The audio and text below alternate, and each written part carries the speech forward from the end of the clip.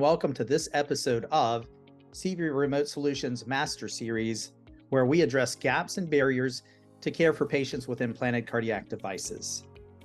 In this episode, we will focus on answering key questions around understanding finances. My name is Dr. James Allred. I'm an electrophysiologist and co-founder of CV Remote Solutions and your host for this series. Today, we are joined by Austin Reed, Vice President of Operations for CV Remote Solutions. Austin, please tell us a little bit about yourself.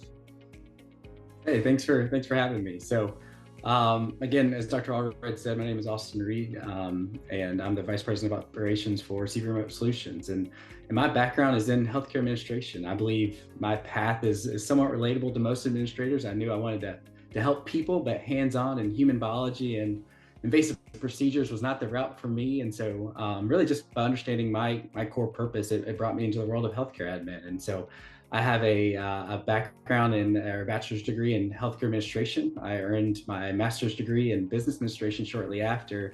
And from there, I started my administration career in private practice, where I managed multiple specialty groups for about 2 or 3 years and found my way to Nashville, Tennessee, joining a great team at HCA. Prior to my current role with CV Remote Solutions, I was the Director of Physician Services at HCA for our cardiology group here in Nashville. And in all of my roles, ultimately, my responsibility has been to chart paths for practices or systems by creating efficient teams or processes to really achieve the design goals. And so I'm excited to be here, excited to help answer a lot of these questions. Thank you so much, Austin. We really look forward to your thoughts today. To begin, can you tell us a little bit about your history in device clinic management? Yeah, absolutely. So with my experience most recently at HCA and the cardiology realm, I oversaw multiple departments, and one of those was the cardiology device clinic. We have had two very different experiences. One was with a large clinic that had about 7,000 devices. And that clinic was really managed by mid-level providers, nurses, and cardiac technicians. We were on an EMR system and also had a device database, which was extremely helpful. But I've also seen the other side. I had a clinic that had around 500 device patients, and we were very heavy on rep usage, did not have a device database. And so a lot of different experience and learned a lot of different things by both of those. You know, I really think your perspective is going to be helpful to those that are watching this video, because when I travel and visit practices across the country, I'm really surprised that often the administration doesn't seem to be very engaged or aware of what happens in the device clinic space. You know, if I ask about an anticoagulation or Coumadin clinic, they can tell you how many people come in and out every day and 50,000 things about the metrics related to that clinic. And then I say, well, tell me about your device clinic and how many patients do you follow? And they have no idea. And as we look at the future of healthcare, remote care, RPM, interfacing with our patients through implantable and wearable devices, I think is the future. And so your thoughts today, I'm really excited about, because I think they're going to help our audience really start to think the way that you were able to think as you became engaged in this space. So as you've learned about device management, what was the biggest surprise? What was the aha moment that you identified? That's a great question. I'll start out by saying device clinic management takes some pretty complex logistics. The process, the reimbursement, the labor, the skill set, it's different than your typical outpatient process. And so being able to really understand it is extremely important. And as you said, and I'm not an anomaly here. I was not as aware and understanding of how a device clinic worked. And I was blessed to have folks under me and clinicians that worked with me and really a dyad management style to help me better understand it. And so that was the biggest aha moment, is how complex the logistics were about a device clinic. The other piece that was another aha moment is device clinics have been around for a while, for 20, 25, 30 years. Folks have started device clinics, and What I've seen is a lot of the process for Device Clinic or their workflows have not changed in those 20 years. And so, to paraphrase a quote that I think a lot of times are attributed to Darwin is, it's not the smartest of species, right, that survive, or the strongest, it's the ones that can adapt and to change. And so that was the other aha moment, is not just how complex it is, but your willingness to change and adapt is equally as important to the long-term sustainability of that Device Clinic. I think that's very insightful.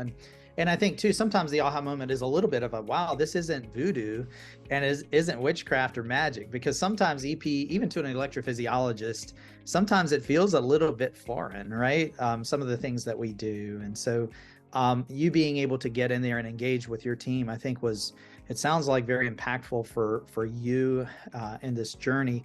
I'm sure very impactful for the team that you partnered with through HCA.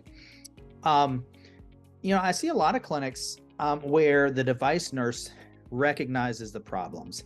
She realizes that she's understaffed. She realizes there's opportunity. She's worried about patient safety.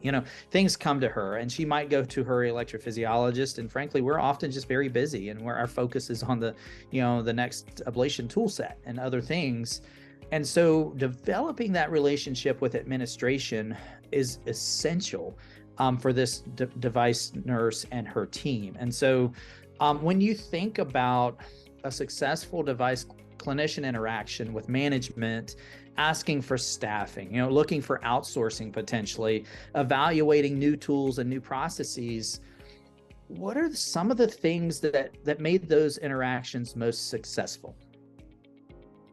I think that's a great question, and one that I've found clinicians can be intimidated with, and part of that is maybe the environment that they're in.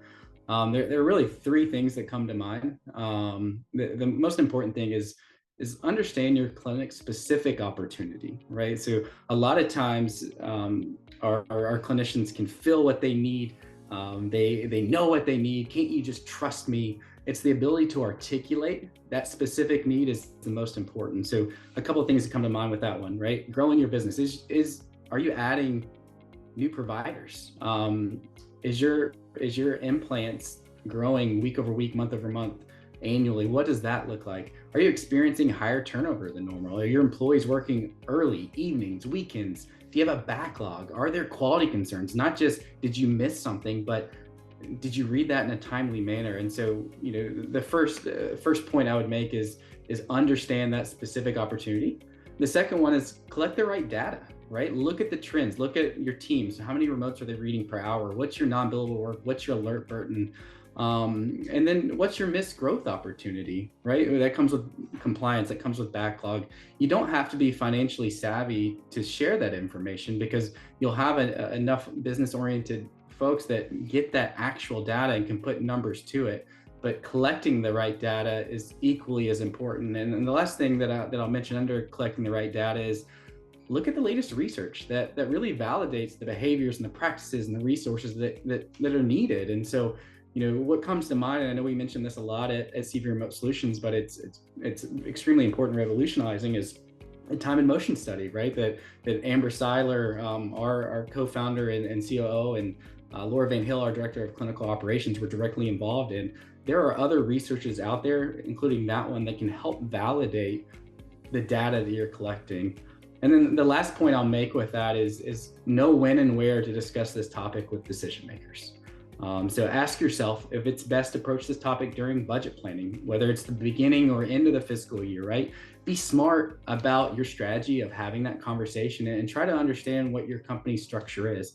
I understand that's difficult, but don't come at it from an emotional state, right? Know when and where to discuss this topic. The other piece of advice that I have is always schedule an in-person, one-on-one meeting with decision makers, and then follow up with that written documentation. And then the last one, and this really hits home for me, is when having this discussion, stop calling administrators them, considering the organization as a we. A lot of that type of strategy when asking for these additional resources or asking about outsourcing, all of that is equally as important. So those three things: understanding your specific opportunity, right? Collect the right data, and then know when and where to discuss that topic with your decision makers.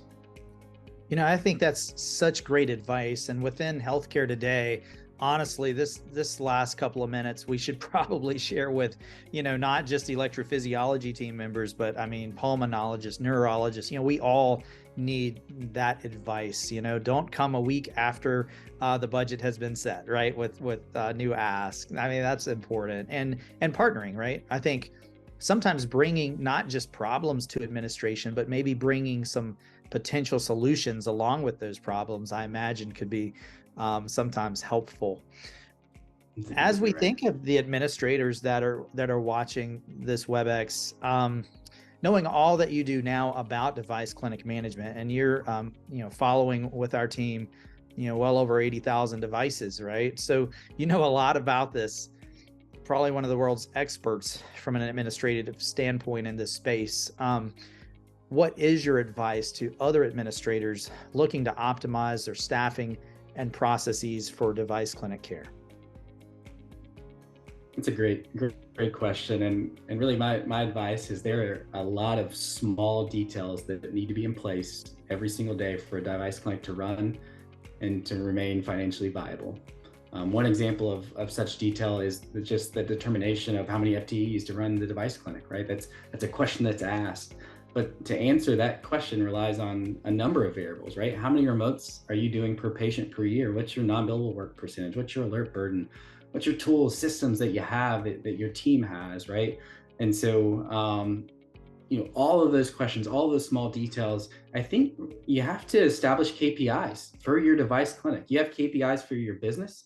You have probably KPIs for your practice. But I think you need to establish and understand KPIs for a device clinic. And for me personally, I relied on that dyad management model that we talked about when constructing teams and KPIs. And for my specific model, it was a business-oriented individual such as myself and a clinician. And luckily in my case, it was a physician or mid-level provider, but we were able to really work together to create KPIs. And then by doing that and understanding what those KPIs are, you're able to create a pathway to improve efficiency, right? Modernize your recruiting, compensation, increase compliance, which directly correlates with quality. I think all of those things that fall really under establishing and identifying your KPIs for a device clinic is really going to allow you to establish a comprehensive and sustainable device clinic workforce management strategy. And so our job as administrators, and I strongly believe this, is to make sure that doctors, nurses, technicians, other healers within the healthcare system perform their jobs as efficiently as possible, right? And so ultimately, the goal should be, let's take care of many people as possible in the most economical and equitable way. And by doing those things that we mentioned today, I think you're able to really get that. And so for the other administrators on there, or if you're leading from a clinician standpoint, a device clinic, and would like to know more or would like to ask me specifics on your specific situation and how you can approach your administration, I'm happy to engage in those conversations. You can find me within the CV Remote Solutions website, or you can find me on LinkedIn as Austin Reed. Austin Reed, thank you so much for sharing your amazing experience in this space, best practices and insights on mastering device clinic financials. This has been so helpful for me, and I know that the people watching have hopefully taken notes and are going to use this to advance what they're doing in their clinic. CV Remote Solutions does do in-clinic consulting. Austin Reed is a big part of our efforts to do so, and he is, as he just said, very willing for you to reach out to him either through our website or through LinkedIn. You can also reach out to Austin at info@cvremotesolutions.com by email. But really just thank you so much for your time today. I can't even think of another question to ask you because you've covered this area so well, but do you have any parting thoughts for folks as we end up today? No, I don't. I think that the more that you can, again, I said in the beginning, adapt and change the better clinics are going to be. For clinicians, the ability to remove emotions, because we feel it. You're overwhelmed. You have so much work, and you're just saying, "Can't you just trust me? This is what I need." And so, however, I hope this helps you articulate, or to be able to come up with a pathway of how to articulate what you need. And so I think at least from an administration point of view, we always want to be thought of as we and not them.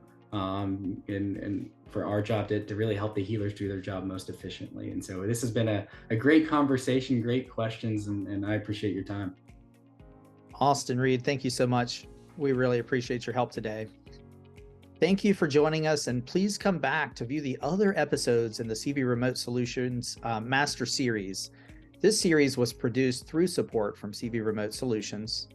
Learn more about CV Remote Solutions and its clinic optimization efforts by visiting www.cvremotesolutions.com.